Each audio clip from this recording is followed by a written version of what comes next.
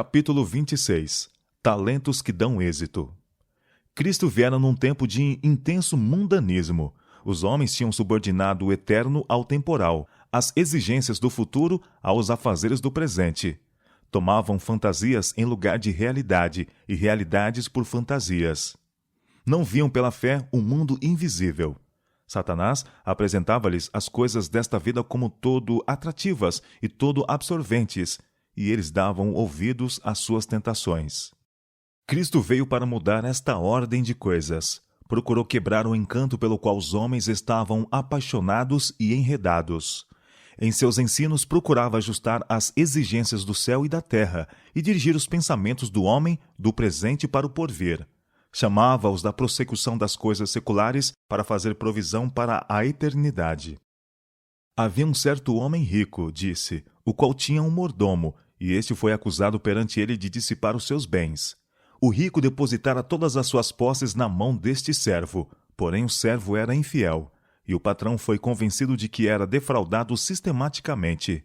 Determinou não mais tê-lo a seu serviço e procedeu a uma investigação de suas contas. Que é isto que ouço de ti? Disse. Dá contas da tua mordomia, porque já não poderá ser mais meu mordomo. Com a perspectiva da demissão, o mordomo viu 3 caminhos abertos à sua escolha. Precisava trabalhar, mendigar ou morrer de fome. E disse consigo mesmo: que farei, pois o meu senhor me tira a mordomia? Cavar não posso, de mendigar tenho vergonha. Eu sei o que hei de fazer, para que quando for desapossado da mordomia, me recebam em suas casas. E chamando a si cada um dos devedores do seu senhor, disse ao primeiro: quanto deves ao meu senhor? E ele respondeu: 100 medidas de azeite. E disse-lhe: toma a tua obrigação, e assentando-te já, escreve 50. Disse, pois, ao outro: e tu, quanto deves? E ele respondeu: 100 alqueire de trigo. E disse-lhe: toma a tua obrigação, e escreve 80. O servo infiel tornou a outros participantes de sua desonestidade. Defraudou o seu patrão para lhe ser útil, e aceitando este favor, colocavam-se sobre a obrigação de recebê-lo, como amigo em suas casas. E louvou aquele senhor o injusto mordomo, por haver procedido prudentemente. O homem mundano louvou a sagacidade daquele que o defraudara. O elogio do rico não era, porém, o elogio de Deus. Cristo não louvou o mordomo injusto, mas usou de uma ocorrência notória para ilustrar a lição que desejava dar. Granjeai amigos com as riquezas da injustiça, disse, para que quando estas vos faltarem, vos recebam eles nos tabernáculos eternos. O Salvador foi censurado pelos fariseus por misturar-se com os publicanos e pecadores, mas seu interesse neles não foi diminuído, nem seus esforços por eles cessou. Viu que seu emprego induzia-os à tentação. Estavam rodeados da sedução do mal. O primeiro passo errado era fácil, e rápida era a degradação, a maior desonestidade e avultados crimes. Cristo procurava por todos os meios ganhá-los para aspirações mais elevadas e princípios mais nobres. Tinha em vista este propósito na parábola do mordomo infiel. Havia entre os publicanos justamente tais casos como o apresentado na parábola, e na descrição de Cristo reconheceram seu próprio procedimento. Sua atenção estava arrebatada, e pelo quadro de suas práticas desonestas, muitos deles aprenderam uma lição de verdade espiritual. A parábola, apesar disso, era falada diretamente aos discípulos. O fermento da verdade fora-lhes dado primeiro, e por eles devia alcançar a outros. Os discípulos, a princípio, não entendiam muitos dos ensinos de Cristo, e muitas vezes parecia que suas lições eram quase esquecidas. Sob a influência do Espírito Santo, porém, estas verdades lhes foram posteriormente reavivadas com clareza, e pelos discípulos eram apresentadas vividamente aos novos conversos que se associavam à igreja. E o Salvador falava também aos fariseus. Não perdia a esperança de que perceberiam o poder de suas palavras. Muitos tinham sido convencidos profundamente, e quando ouvissem a verdade pela inspiração do Espírito Santo, não poucos se tornariam crentes em Cristo. Os fariseus tentaram difamar a Cristo, acusando de misturar-se com os publicanos e pecadores. Agora, ele voltou à condenação contra esses acusadores. A cena conhecida e ocorrida entre os publicanos expôs aos fariseus, representando tanto sua conduta como mostrando a única maneira pela qual poderiam redimir seus erros. Os bens do Senhor tinham sido confiados a um mordomo infiel para propósitos beneficentes, mas ele os usou para si. Assim fora com Israel. Deus escolhera a semente de Abraão. Com braço forte, libertara-os da escravidão do Egito. Fizera-os depositários da verdade sagrada para a bênção do mundo. Confiara-lhes os oráculos vivos para que comunicassem luz aos outros. Mas seus mordomos usaram estas dádivas para se enriquecerem e exaltarem. Os fariseus, cheios de importância e justiça própria, estavam dando má aplicação aos bens emprestados por Deus para usá-los para sua glória. O servo da parábola não fizera provisão para o futuro. Os bens a ele confiados para o benefício de outros, usou-os para si mesmo, porém, pensou só no presente. Quando a mordomia lhe fosse tirada, nada teria que pudesse chamar seu. Mas os bens do Senhor ainda estavam em suas mãos, e resolveu usá-los para precaver-se contra futuras vicissitudes. Para conseguir isto, precisava trabalhar consoante novo plano. Em vez de acumular para si, precisava repartir com outros.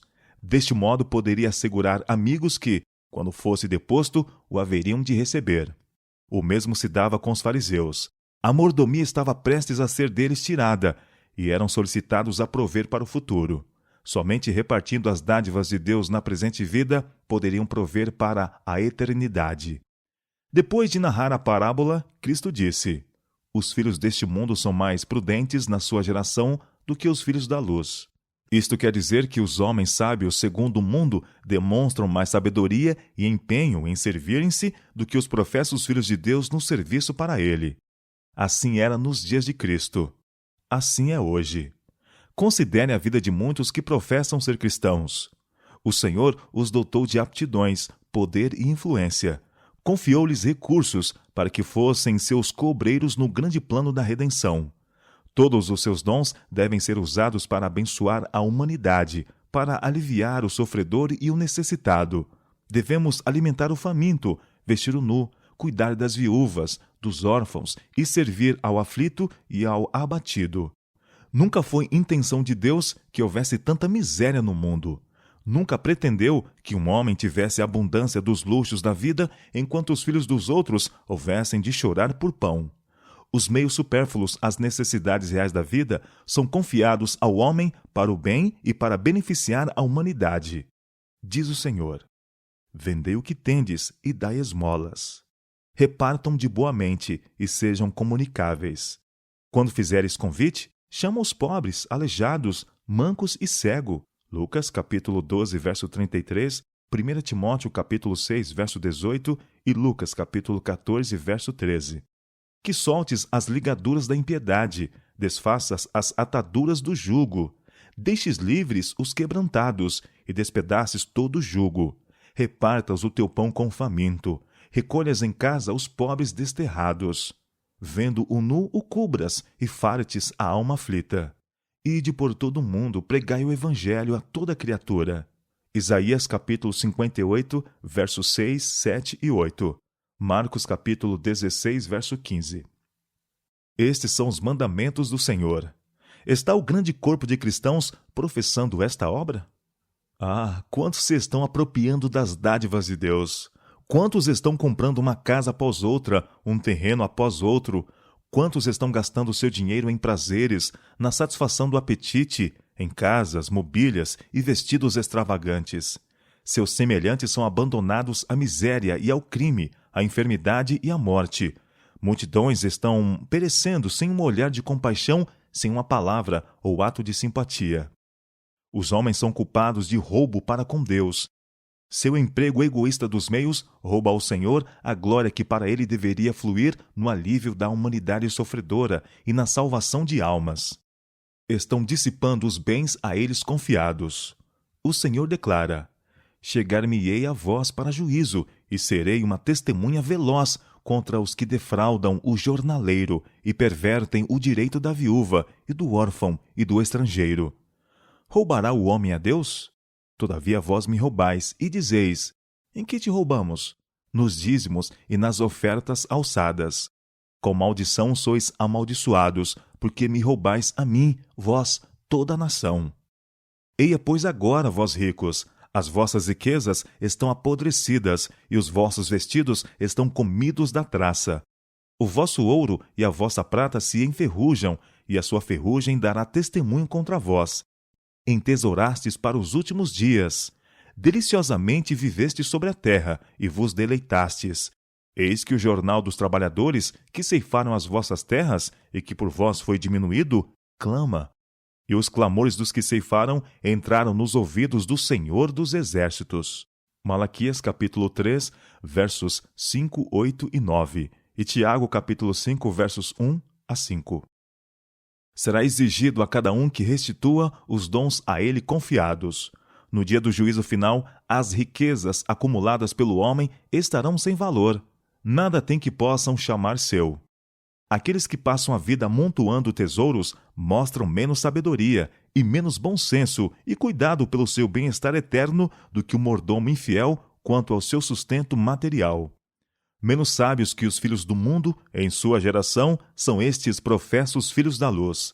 Estes são os de quem o profeta declara na visão do grande dia do juízo. Naquele dia o homem lançará às toupeiras e aos morcegos os seus ídolos de prata e os seus ídolos de ouro, que fizeram para ante eles se prostrarem, e meter-se-á pelas fendas das rochas e pelas cavernas das penhas, por causa da presença espantosa do Senhor e por causa da glória de sua majestade, quando ele se levantar para assombrar a terra. Isaías capítulo 2, versos 20 e 21.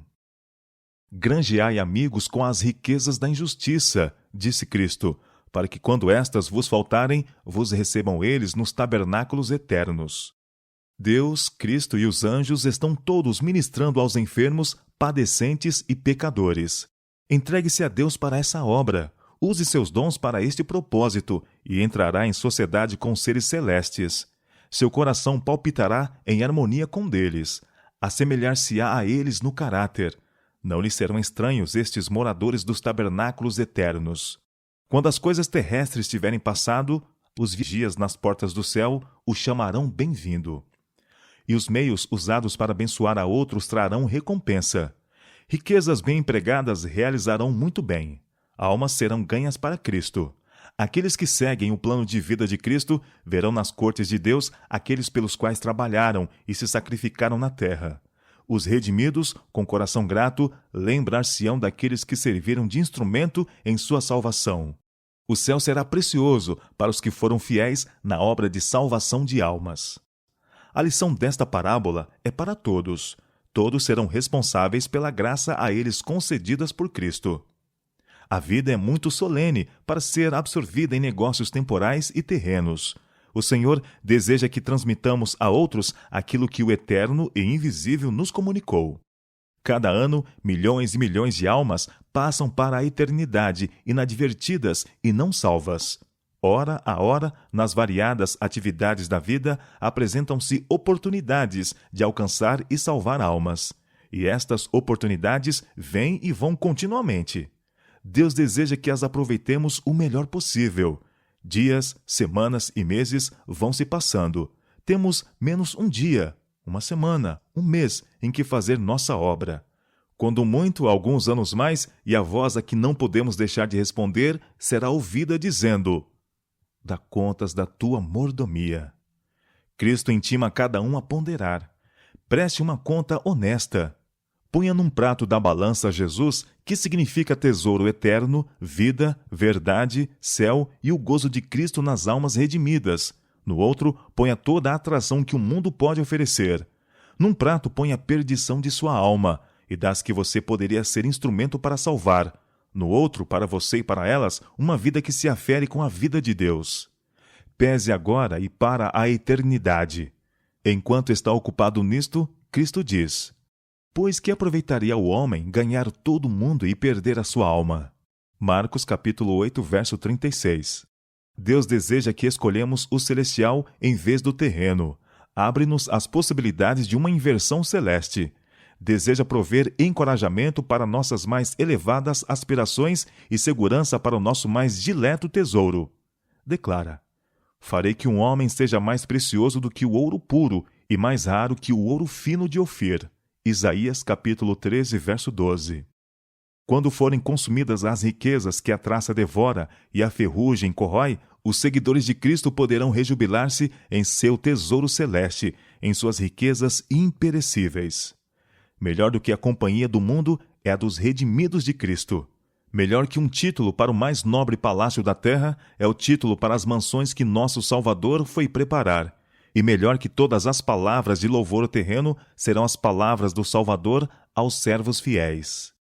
Vinde, benditos de meu Pai, possuí por herança o reino que vos está preparado desde a fundação do mundo.